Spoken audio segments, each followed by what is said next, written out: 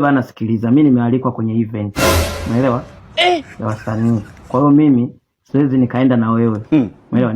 Nimealikwa mimi kama mimi. Aka, kwa hiyo unamwacha nani? Tunaondoka wote, mimi mwenyewe sitaki kubaki. Twende wote. Unataka twende wote?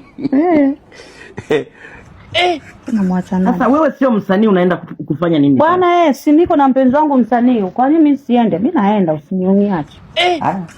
Uniacha. Ngoja nimpigie simu Mlengo, akikubali twende wote, twende wote. Mimi hapa abaki mtu. Naenda. I wonder. Yeah?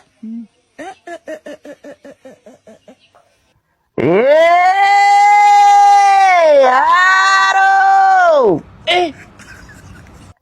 Nilitaka nikwambie kwamba kuna mpenzi wangu hapa niko naye, ila sio msanii na wala sio superstar.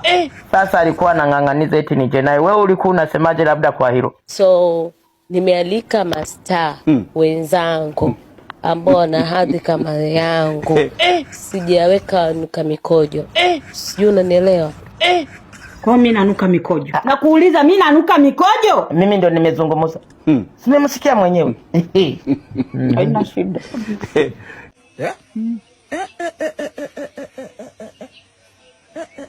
Kwa hili hata kama sisi wasanii tukienda pale ni kama wote tunanuka mikojo tu. Allah!